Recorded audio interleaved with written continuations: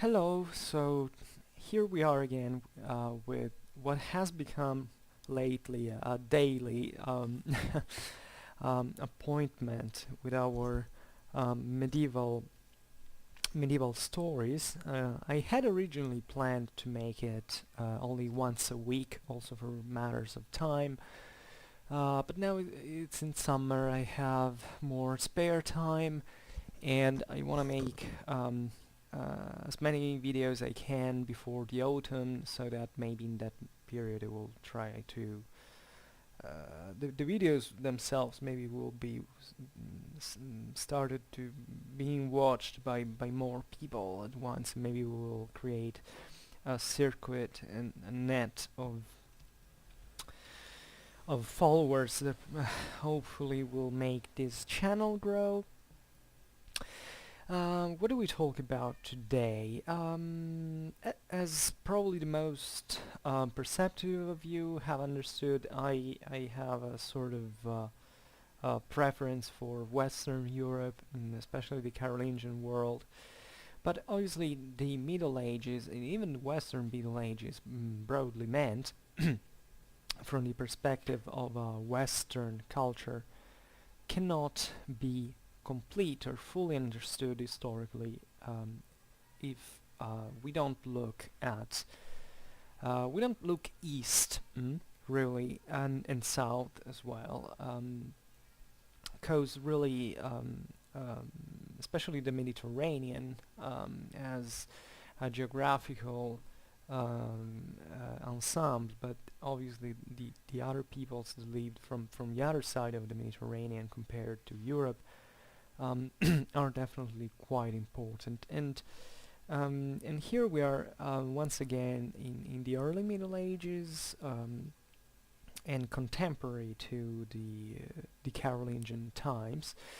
And today I would like to talk about the let's say the cultural relationships that Umayyad Spain had with the Caliphate, the Abbasid Caliphate of Baghdad, especially to stress the really the great connections that were present into the Muslim world in this stage of history, and how models of power um, uh, and political models were shared between the various areas of what was already a fragmented Islamic world. Um, I'm starting from the Umayyad Caliphate of Spain because um, the um, the importance here is really the perspective that there could be from the Iberian Peninsula towards the rest of the Islamic world. As you know, probably the Umayyad Spain was basically this initially an emirate, eventually a caliphate in the Iberian Peninsula. The emirate derives. What's the difference, first of all, between emirate and caliphate? Well, the emirate is essentially the emir is a sort of not of king, because king in Arabic is Malik, and it has even a negative meaning, because supposedly in Islamic in Islam, you know, every form of kingship that is conceived as a purely earthly power is conceived as sort of usurpation in the face of God. The emir is maintains still this earthly connotation, but it's a merely it's more the word of leader, especially meant with a military characterization, and it's considered more positive because it essentially it's supposed to be seen it's in this effort of expansion of Islam towards the um, non-Islamic world. And it's a title that at the moment I don't remember why the Umayyad Spain retained, because the Umayyads were essentially the original Caliphate power, and the Caliphs were these sort of God's vicars on earth for the Muslims that united a religious authority with a political authority. And they were meant to guide the whole Islamic world as a unitary system. So it's interesting also to make the comparison with Christian Europe at this time, with similarities and differences, also because we see that naturally these powers were in contact, so there was some, in spite of religious difference, there was indeed a share of models, of political models, of ideas of kingship, of or even universal powers indeed at this time. And the Umayyads they descended initially from an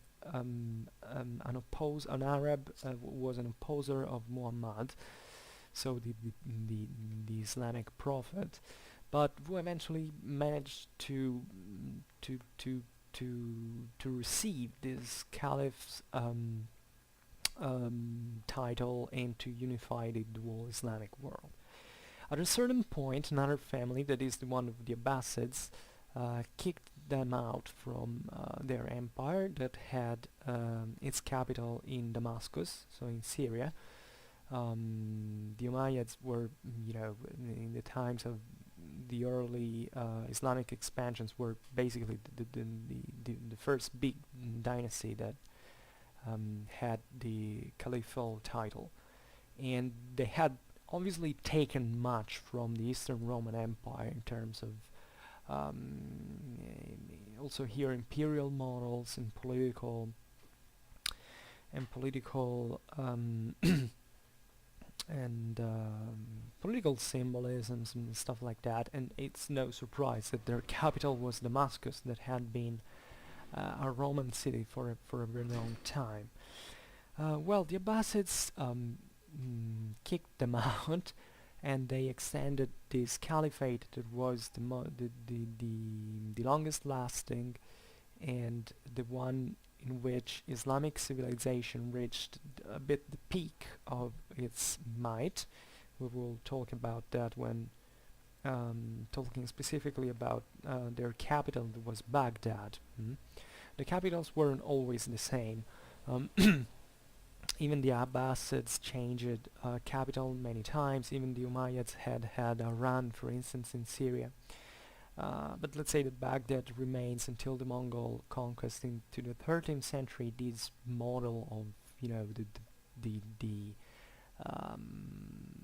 the center of the Islamic, the whole let's say the center of the political and religious Islamic power, as well as this display of magnificence. Baghdad, at the height of its might, was a huge city with a lot of technological, innovations, a lot of culture indeed, and and the Europeans were deeply fascinated with this Arab East at that time, in spite of the religious enmity with them. And what did the Umayyads do? Well, essentially the Umayyads were the ones who had conquered Spain, basically fled to Spain, and that's where they founded the Umayyad first Emirate and then Caliphate, especially when they began to expand their political power over northwestern Africa. So they had this were less powerful than the Abbasids, but they had begun to expand their dominion in a universalistic perspective. So they retained the caliph's title.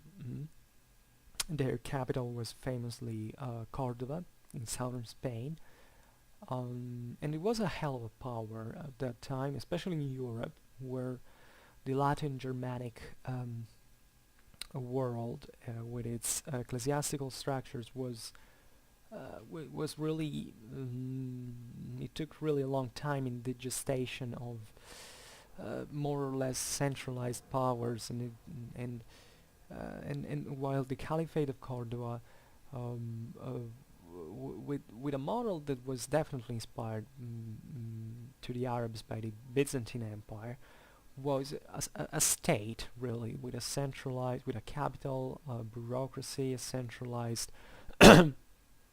state, professional army. So a power that really the Latin Germanic West didn't reach, if not in centuries to come, especially after the collapse of the Carolingian Empire. And it's very important, however, to see. So obviously the Umayyads were enemies to the Abbasid world. Talking about the Abbasid world, because here we don't see an Abbasid Caliphate that arrives straight to the borders of the Umayyad Caliphate. There were lots of other minor powers, especially North Africa, that really divided the two, the political entities, but that didn't put absolutely any barrier to the spread and the spreading of culture and as we were saying, political models and stuff like that. So Umayyad Spain wasn't at all confined to this westernmost region of Europe, but it remained in contact with the rest of the Muslim world, and it's interesting in this sense to make a reference, for instance, to the Malikite, I believe it's said in the Malikite school, which is a juridical school that I believe it still exists in Muslim world. You know that in Muslim world, you have the Maliki school, which is a Sunni school from Sunni Islam that is spread essentially, in fact, in North Africa and in other areas, minor areas of the Persian Gulf, and the Islamic world is divided into these. There are four major schools and other minor ones that obviously are very important, because it's believed that well, today certain Arab states are obviously sort of like, but you know, these Islamic juridical schools are really religious schools as well, meaning that they take the Quran as a law that should be used in those countries. And the differences between the schools actually arise when in terms of a different interpretation of the same Islamic holy scriptures. And it's interesting how old these schools are, and the Maliki school was originary of the of Arabia, really, and particularly Medina. So the second holiest city in Islam after Mecca, and because that's where Muhammad eventually fled when he migrated from Mecca, let's say, um, and, and therefore it's geographically very far from Spain, isn't it? I don't know how many kilometers, but I think it's thousands, at least 2,000 kilometers or stuff like that. But still, this intellectual reflection that took there in the Arabian Peninsula, that obviously had as an aim to translate the faithfulness to Islam, um, into, you know, certain norms that were not just um, cultural, religious, but also life norms, arrived in Spain. And the Maliki juridical school, by reformulating the Muslim law in harmony with the Sunnah and the uses that were practiced in Medina, transferred these thoughts in the al-Andalus, which was the name of the Caliphate of Cordoba, the Umayyad Caliphate.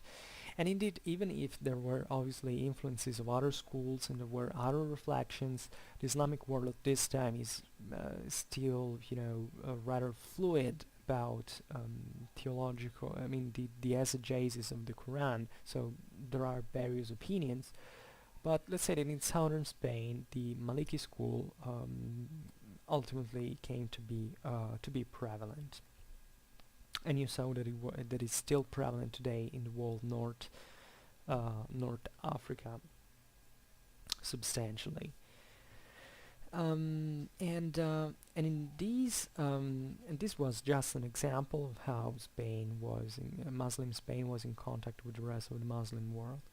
Um, but even more interesting in this sense are the cultural influences that the Umayyad Caliphate retained with the Abbasids, and especially by the Caliphal court of Baghdad, that, as we were saying before, was enemy of the Umayyads, but was this such a hugely influential cultural center that obviously its waves really invested also Spain. Um, and talking about the Abbasid Caliphate and what the Abbasids were able um, to build up in Baghdad, we have to look also at a bit of the story that and the cultural influences that the Abbasids had in their model of power, and in partly how also they took them from the previous caliphate, that was the Umayyad one, in fact. We already said that the Umayyad Caliphate had this center in Damascus, that it had heavy influences from the Byzantine world.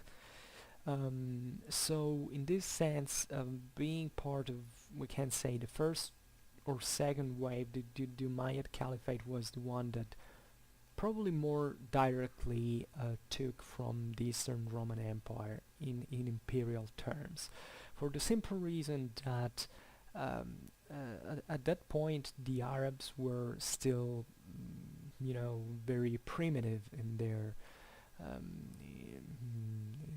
from a civilization civilized point of view. It sounds bad to say, but they were essentially nomadic tribes. So for instance, they had a very low form of sedentary, of sedentarization. They didn't write down things.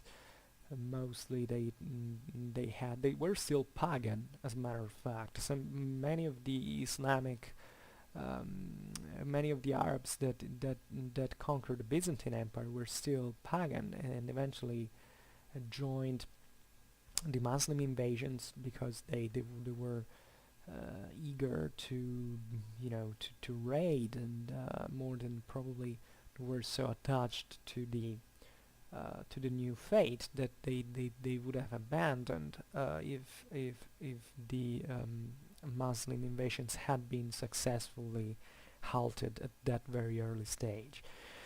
So those were the Arabs that eventually, with the Umayyads, were the first ones to rule over a world that was very different from the old Arab one. And obviously the most successful model was the Roman one. The Arabs settled into these Byzantine cities. By the way, another fascinating aspect of that is that they were when they entered in the Byzantine libraries, there were still they knew a lot of books that eventually whose content eventually flowed into Arab culture and literature, but that we have lost today. And seemingly a lot about the Hellenistic world was contained in those books, and the Arabs knew that. And unfortunately, these manuscripts haven't arrived to us. So these were probably the Arabs that absorbed the most the Roman. The Mayas were the Arabs that absorbed the most the Roman influence. And when they were eventually um, kicked away, I like to use this term, by the Abbasids. The same Abbasids took much of what of Roman imperial models from the Umayyads, and they brought it to Baghdad as well. So there is a lot of cultural commixtion in this sense. However, the Abbasids were different from the Umayyads because they had suffered, neutrally speaking, a great influence from the Persian imperial model. The Abbasids basically had taken power um, against the Umayyads, also thanks to Persian elements. Because obviously the Caliphate stretched already all over Persia, and the Abbasids would use these Persian, I don't know whether mercenaries or even certain nobles that were used to fight against the Umayyads. And as we know, Heraclius had crushed the old Sassanid Empire just before the Muslim invasions, so there hadn't been a Persian Empire anymore, and the Arabs had conquered Persia by absorbing greatly, even if there hadn't been an empire in that moment, but they highly absorbed all the Persian culture that was, as you know, it dated back into the millennia in terms of imperial power and models. And it was very fascinating, and obviously it had a lot of cultural influence on the Abbasids, who at that time, as just like the Umayyads, were still relatively civilized, and obviously they were still looking at these very big models of the Byzantines and of the Persians. Even the same Eastern Roman Empire before the destruction of the Sassanid dynasty had taken heavily from the Persian court rituals and fashion and imperial ideologies, and obviously also the Persians had taken something from the Romans, for telling you how much dialogue and how much interaction was really between these civilizations. And the Abbasids were, in this sense, much more Persian than Roman compared to the Umayyads in terms of in political models. And what consequence did this have in the Abbasid idea of power, in the Abbasid Caliphate that had this universal ambition, as the Persians as well as the Romans have had? Um, there was in this Iranian influence a much more despotic, if you want, and despotic despotic character that really aimed to flatten the differences between the Muslims, among the Muslims, meaning that um, there was this idea that was eventually really brought from the Persian model much more than from the Roman, that probably had in this sense a much Eastern influence in from the late empire, of the idea that the emperor was a sort of godlike figure. mm, uh, let's remember that that the Persians were monotheistic as well, so it was there was also a lot of respect from the Romans and from the Arabs towards this monotheism, because even if unlike the Roman Empire and the Islamic Caliphate, the Persians weren't they didn't have a religion of the book, mm, because even the Muslims, just like the Christians and the Jews, have an Abrahamic religion. Yet the Zoroastrianism, so the Persian monotheism, was very highly admired and respected, and in this sense there were also a lot of influences taken from Zoroastrianism into Muslim times.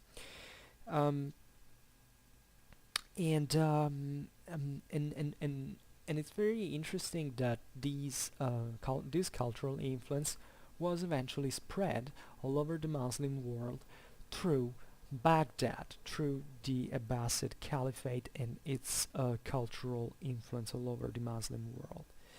And indeed, in this sense, all the emerging states that were being formed within the Muslim world, because as we were saying before, yeah, the Abbasids had nominally this extremely huge empire that stretched from northwestern Africa to the Transoxiana and even the Indus River, um, at least nominally. Obviously, in more practical terms, there were a lot of other Muslim lords that wanted to create their own empire, their own local power, and that obviously backed ideologically this move with political models that were proper of the caliphate and of other and deriving from obviously the Islamic ideas of power already existing in the Muslim world.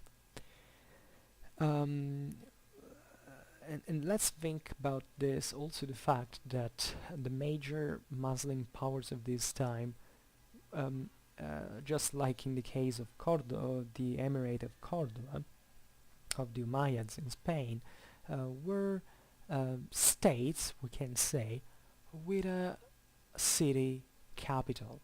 mm. The idea that was a center of power that was in a city. This is the Roman model that the Arabs had inherited. And you find that in Cordoba that obviously there were the Umayyads. In Baghdad you have in the 9th century this 1 million inhabitants. I mean, it's something huge. 1 million inhabitants is what was meant to have had Rome at the peak of its power. So think about how huge this model was, and about how every Muslim ruler wanted to imitate that model with his own urban capital. And take for instance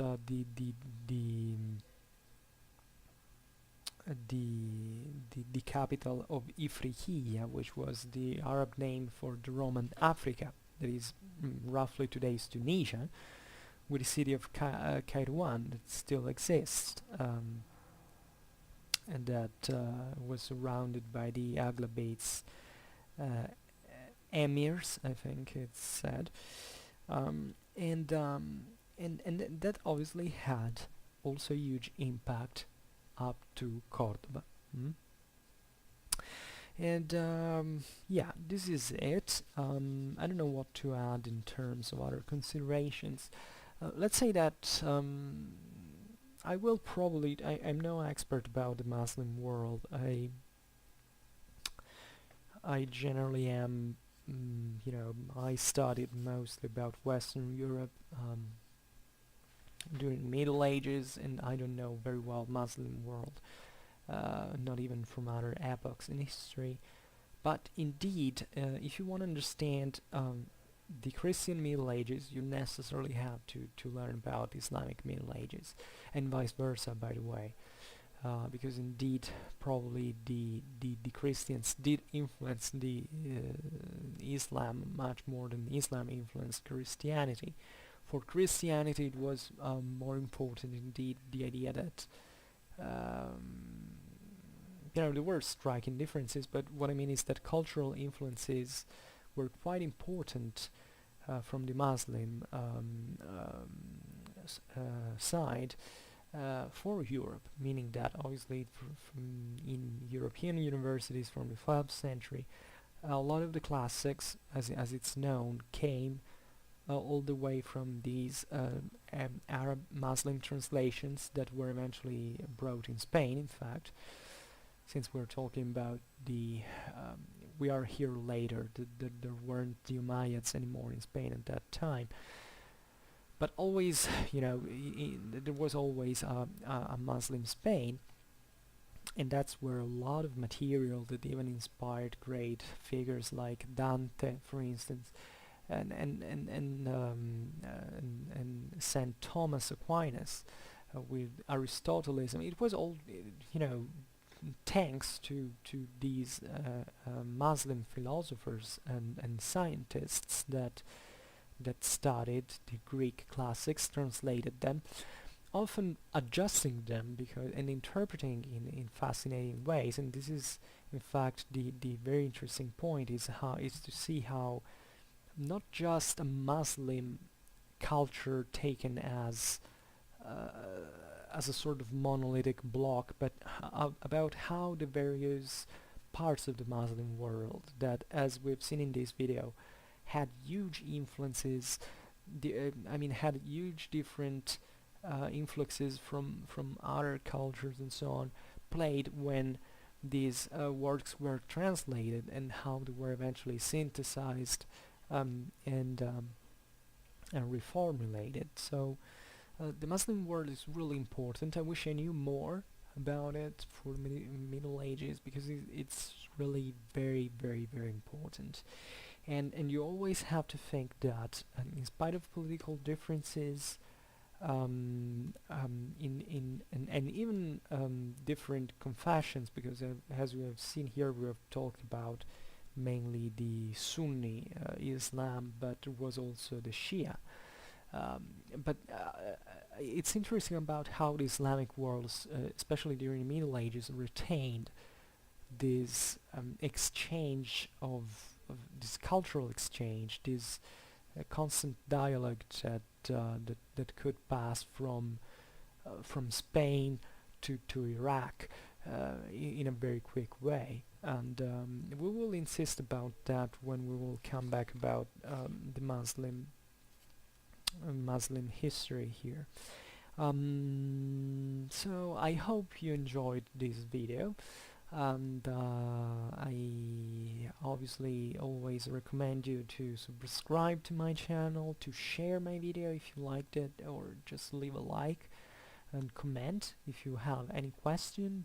That is quite important, or even ask me if for a personalized video. As I often say in these early videos, my channel is still at the beginning, and this is if you want a personalized video about a topic you're interested in, this is the right moment for asking me, because I have no one doing it, and you would be among, if not the first, among the first for sure, to ask such a thing. Once again, I hope you enjoyed this video and wish you a nice time, and until the next time, bye.